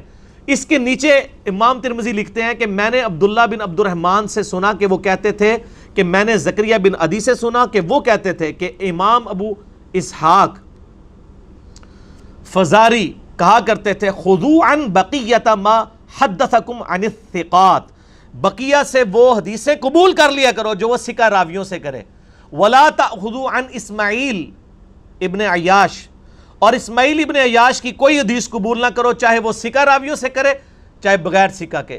مسلم میں 80 نمبر پہ یہ کامنٹس ہے اور ترمذی میں بھی موجود ہیں 2859۔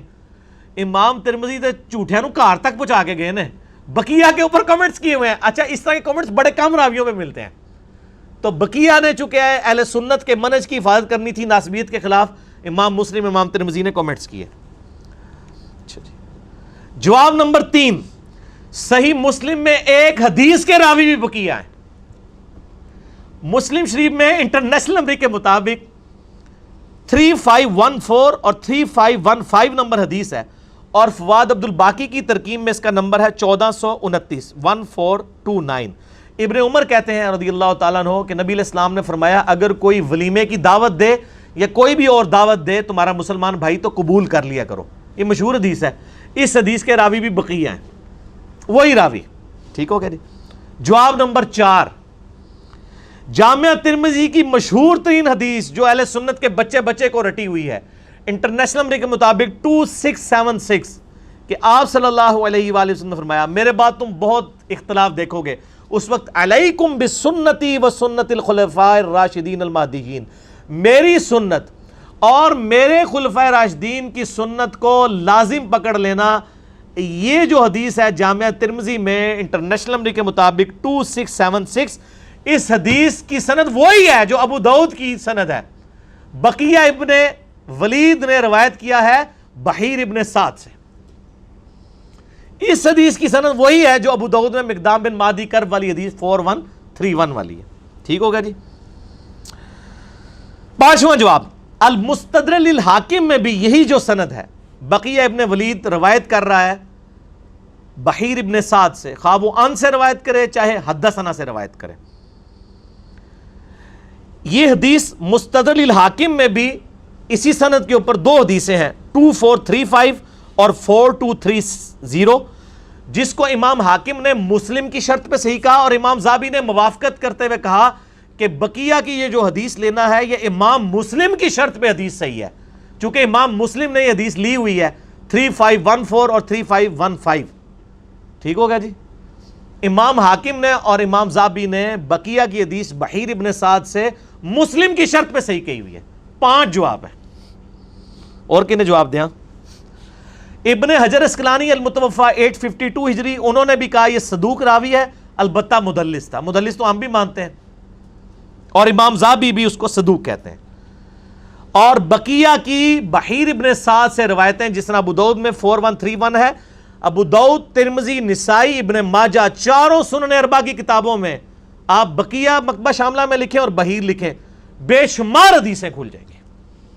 یہ صرف 4131 مقدام بن معدی کرب اور معاویہ بن ابی سفیان رضی اللہ تعالی عنہما والی روایت نہیں ہے، بلکہ اور روایتیں بھی موجود ہیں۔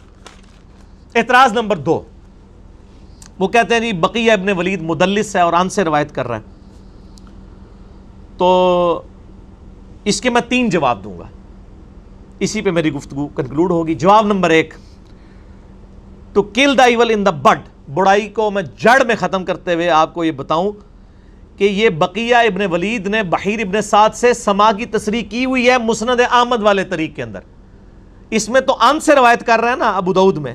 مسند احمد میں جو حدیث ہے 17228 عربی والی اور اردو PDF میں 17321، اس میں بقیہ نے بحیر ابن سعد سے حدیث سننے کی سماعت کی تصریح کی ہوئی ہے، ان سے روایت نہیں کیا ہوا، لہذا سماع کی تصریح مل گئی تو ابو داؤد والی روایت بھی صحیح ہوگی۔ ٹھیک ہو گیا جی. جواب نمبر 2, جو جامعہ ترمذی کی حدیث ہے 2676 علیکم بسنتی و سنت الخلفاء الراشدین المہدیین, اس میں بھی بقیہ ابن ولید ان سے ہی روایت کر رہا ہے بحیر ابن سعد کے ساتھ, اور امام ترمذی اس حدیث کو کہہ رہے ہیں ھذا حدیث حسن صحیح, حالانکہ سماع کی تصریح نہیں تھی. امام ترمذی نے اس کے باوجود ان والی روایت کو بھی علیکم بسنتی و سنت الخلفاء الراشدین المہدیین, ترمذی کی روایت کو امام ترمذی نے صحیح کہہ دیا سماع کی تصریح کے بغیر بھی. وہ میں آپ کو بتاتا ہوں کیوں کہا. لہٰذا اس کی سند اور 4131 ابو داؤد کی سند بالکل سیم ہے.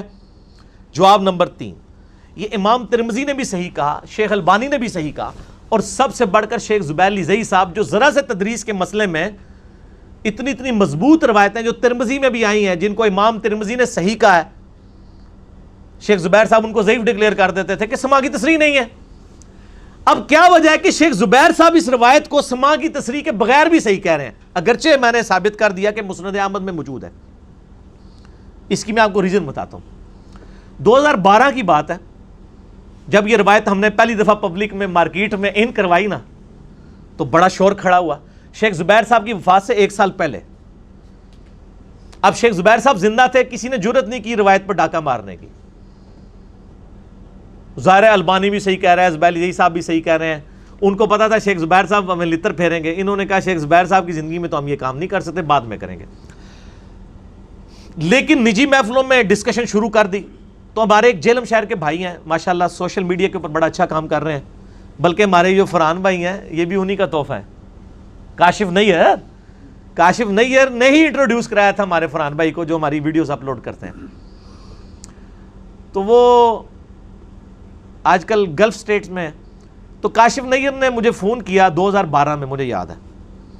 مجھے کہتا ہے کہ یہ جو مقدام بن مادی کرب والی حدیث آپ نے بیان کی ہے, اس میں تو بقیہ جو وہ ان سے روایت کر رہا ہے اور سماع کی تصریح نہیں ہے. تو میں نے شیخ زبیر صاحب کو فون کر کے کہا کہ اس کی سماع کی تصریح ہمیں دکھائیں, حالانکہ مسند احمد میں موجود ہے. میں نے بتا دیا. شیخ زبیر صاحب نے کہا یہ سماع کی تصریح کے بغیر بھی حدیث صحیح ہے. تو مجھے کاشف نیئر کہتا ہے دیکھو یار شیخ زبیر صاحب کہہ رہے ہیں سماع کی تصریح کے بغیر بھی یہ روایت صحیح ہے. تو میں نے ان کو کہا مجھے سمجھائیں کیسے. تو وہ مجھے کہتے ہیں آپ پاکستان آئیں مجھے ملنے کے لیے, تو آپ کو میں سمجھا دیتا ہوں. ظاہر ہے وہ پوری سائنس ہے نا ایک حدیث کے علم کی.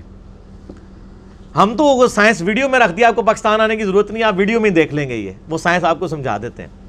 تو مجھے کاشف بھائی کہتے ہیں کہ جی دیکھیں علی بھائی انہوں نے مجھے یہ کہا. میں نے کہا ٹھیک کہا انہوں نے, تو آپ آ جائیں. تو یہ مجھے گفتگو یاد تھی, میں جب یہ لیکچر تیار کر رہا تھا نا, تو پھر میں نے فرحان بھائی سے کہا, میں نے کہا یار کاشف نیئر کو مجھے فون کرے. ظاہر ہے وہ گلف اسٹیٹ میں ہے, تو انہوں نے میرا موبائل نمبر ان کو دیا, تو انہوں نے مجھے اسی وقت کال کی, 4-5 دن پہلے کی بات ہے. تو میں نے کہا کاشف بھائی آپ کو یاد ہے آپ نے 2012 میں, اب تو آج 9 ستمبر 2018 ہے, 6 سال پرانی بات ہے. میں نے کہا آج میں لیکچر ریکارڈ کرانے لگا ہوں تو مجھے آپ کی بات یاد آئی ہے. کہتے ہیں علی بھائی ایسے ہی بات ہوئی تھی, مجھے انہوں نے کہا تھا آپ حضرو آ جائیں تو میں آپ کو سمجھاؤں گا, یہ بالکل روایت صحیح ہے, یہ سماع کی تصریح کے بغیر بھی صحیح ہے روایت. یعنی شیخ زبیر صاحب کو یہ پتا تھا. آج کو کہہ رہے ہیں نا وہ جو ان کے شاگرد اور ان کے پوتا شاگرد صاحب وہ کوئی سامنے آئے ہوئے ہیں ناسبی, وہ کہتے ہیں کہ جی شیخ زبیر صاحب کو اللہ تعالیٰ معاف کرے, ان سے غلطی ہوئی ہے, اگر زندہ ہوتے تو ہم ان کو بتاتے. ان کی زندگی میں تم لوگ جو ہیں وہ چوہوں کی طرح ایک دوسرے کو تو بتاتے پھرتے تھے, سامنے نہیں آتے تھے. ان کے فوت ہونے کے بعد سامنے آ گئے ہو. تو شیخ زبیر صاحب اللہ کے فضل سے اس حدیث کے اوپر اتنا کچھ لکھ کے گئے ہیں کہ ان کو قبر سے نکالنے کی ضرورت نہیں ہے, نہ ان کو روحانی طور پہ کوئی رابطہ کرنے کی یا کشف القبور کرنے کی ضرورت نہیں ہے. ان کے الحمدللہ روحانی شاگرد ہم بیٹھے ہوئے ہیں ادھر. اس حوالے سے شاگرد کے میں نے ان سے سیکھا ہے, باقی میں کوئی مدرسے کا نہیں پڑھا ہوا. شیخ زبیر صاحب نے ایک کتاب لکھی ہے فضائل صحابہ, بڑی مشہور کتاب ہے ان کی, جس میں خلفائے راشدین کے فضائل ہیں, امہات المومنین میں سے ہیں فضائل. وہ فضائل صحابہ کا PDF آپ کو مل جائے گا آرام سے, آپ جا کے kitabussunnah.com سے ڈاؤن لوڈ کریں, ہم اس میں لگا بھی دیں گے. اس میں حسن ابن علی کے اوپر جو چیپٹر باندھا ہے نا شیخ زبیر صاحب نے, اس میں یہ مقدام بن مہدی کرب والی حدیث وہ لے کے آئے ہیں. لیکن تھوڑی سمجھداری کی ہے انہوں نے, صرف آخری حصہ نقل کیا ہے کہ حسن مجھ سے ہے اور حسین علی سے. پوری حدیث نہیں نقل کی شیخ زبیر صاحب نے, کیونکہ پوری حدیث میں پٹورا باغ کھل جانا تھا. پھر ان کو 50 صفحے اور لکھنے پڑتے ہیں. انہوں نے صرف آخری حصہ نقل کیا اور نیچے لکھ دیا سنن ابی داؤد انٹرنیشنل نمبر 4131 وسندہ حسن, اور کہتے ہیں اس کی روایت بالکل صحیح ہے, اور نمبر لکھ دیا ابو داؤد 4131. آگے وہ شیخ زبیر صاحب لکھتے ہیں کہ یہ جو روایت ہے بقیہ ابن ولید عن بحیر ابن سعد, یہ محمول ہوتی ہے سماع کی تصریح پر, اگرچہ یہ راوی ان سے بھی روایت کرے تب بھی یہ روایت سماع کی تصریح پہ معمول ہوتی ہے. کیوں؟ انہوں نے لکھا اس لیے کہ جو بقیہ تھا وہ بحیر کی کتاب سے روایت کرتا تھا, لہذا سماع کی تصریح کی ضرورت ہی نہیں ہے. مثلا میں آپ کو ایک پمفلٹ لکھ کے دوں اپنے ہاتھوں سے, اور اس میں نے کچھ احادیث لکھی بھی ہوں, آپ جب وہ حدیث بیان کریں گے تو آپ یہ کہیں گے کہ انجینئر محمد علی مرزا بھائی سے روایت ہے یہ حدیث, اور آپ سے کوئی پوچھے کہ کیا آپ نے خود سنا ہے, تو آپ کہ میں نے سنا نہیں ہے, اسی لیے تو میں حدثنا نہیں کہہ رہا ہوں, میں ان کہہ رہا ہوں, ان سے روایت ہے. جس طرح ہم بھی صحابہ کہتے ہیں ان ابی ہریرہ, تو میں حضرت ابو ہریرہ تک تو سند نہیں پہنچا رہا ہوتا نا, لیکن مجھے پتا ہے ابو ہریرہ ٹھیک ہے, اور میں بھی تدلیس ہی کر رہا ہوتا ہوں, ہم سارے تدلیس ہی کر رہے ہوتے ہیں. ان ابی ہریرہ بیچ میں کوئی سند تو نہیں بیان کر رہے, وہ تو میں کہتے ہیں بخاری میں جائیں وہاں سے سند ملے گی. تو آپ کہیں گے کہ علی بھائی سے میں نے خود تو نہیں سنا, لیکن انہوں نے جو پمفلٹ لکھ کے دیا تھا اس میں انہوں نے روایت لکھی ہوئی ہے, تو سند پوری ہو گئی. اسی طریقے سے بحیر ابن سعد کی کتاب تھی جس میں پوری سندیں موجود تھیں. بحیر ابن سعد اگر اپنی سند سے کوئی حدیث اپنے شاگرد بقیہ کو دے لکھ کے, اب وہ خود اس کے سامنے تلاوت نہ کرے اس کو کہے بیٹا یہ میری کتاب ہے, میری سند اوپر تک ہے, اور وہ خود ثقہ راوی ہے, ظاہر اہل سنت کا امام ہے.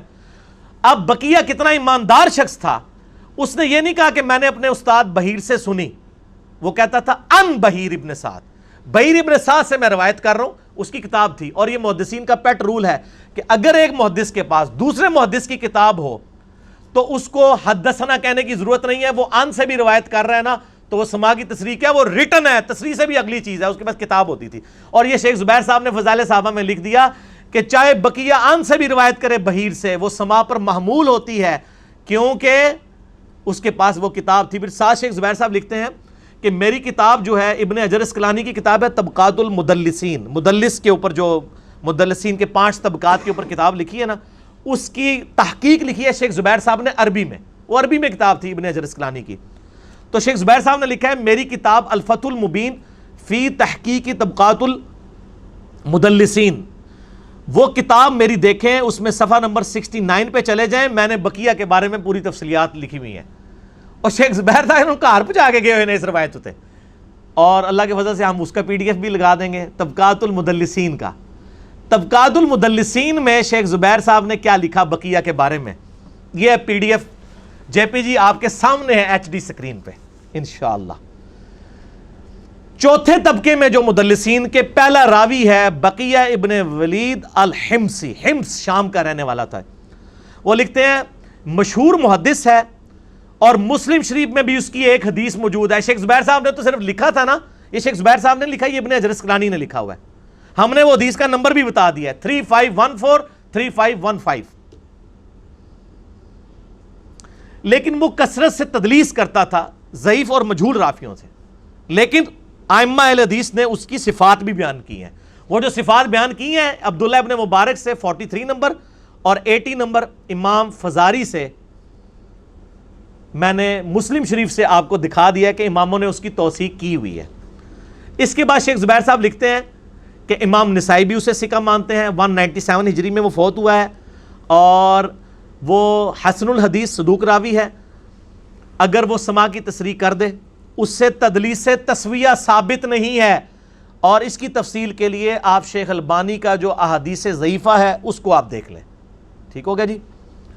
وہ کہتے ہیں یہ جو تدلیس سے تسویہ کا الزام لگا رہے ہو یہ کوئی ثابت نہیں ہے, وہ ناسبی لگا رہا ہے نا.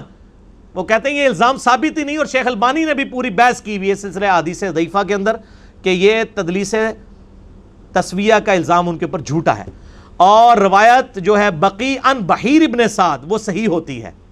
اس میں انہوں نے اسپیشل لکھ دیا ہے, اور کوئی بقیہ کے کسی استاد کا ذکر نہیں کیا. انہوں نے لکھا ہے کہ بقیہ کی روایت بحیر ابن سعد سے اگر ہو تو وہ سماع کی تصریح کے اوپر محمول ہوتی ہے. یہ سارے جے پی جیز انشاءاللہ اللہ کے فضل سے ہم لگا دیں گے تاکہ اس کے بعد کسی کو کوئی گنجائش نہ رہے. اللہ تعالیٰ کی کروڑوں رحمتیں ہوں شیخ زبیر علی زئی رحمہ اللہ تعالیٰ پر. اگرچہ وہ دنیا میں موجود نہیں ہیں لیکن ان کے نام پہ جو دھوکے دے رہے ہیں امت کو, ان دھوکوں کا علاج وہ اپنے مرنے سے پہلے کر کے گئے ہیں. جو انہوں نے چھپائے ہوئے تھے انشاءاللہ یہ ایچ ڈی ریکارڈنگ میں آئیں گے. اور اس قسم کے جو لوگ اہل بیت کے خلاف کلپ چڑھا رہے ہیں, میں ہر کلپ کا جواب اس لیے ضروری نہیں سمجھتا, وہ اتنی چھڑولیں ہوتی ہیں کہ ہمارے عام سٹوڈنٹ آ کے کہہ رہے ہوتے ہیں, ٹھیک ہے نا جی, عبدالقیوم بھائی مجھے کہہ رہے تھے کہ یار یہ کس قسم کی باتیں ریکارڈ کرا رہے ہوتے ہیں, کوئی بات سمجھ نہیں آتی, فضول قسم کی باتیں کر رہے ہوتے ہیں. وہ باتیں ہی فضول ہوتی ہیں, کہاں سے سمجھ آئیں. تو بہرحال میں نے ایک نمونے کے طور پہ یہ جواب ریکارڈ کروا دیا ہے تاکہ جن لوگوں کے لیے یہ ہمارا کلپ انشاءاللہ اپلوڈ ہوگا, امام حسن علیہ السلام کا قاتل کون, اس عنوان سے انشاءاللہ تعالی علمی و تحقیقی مجلس نمبر 26 کا پہلا اسپیشل کوسچن.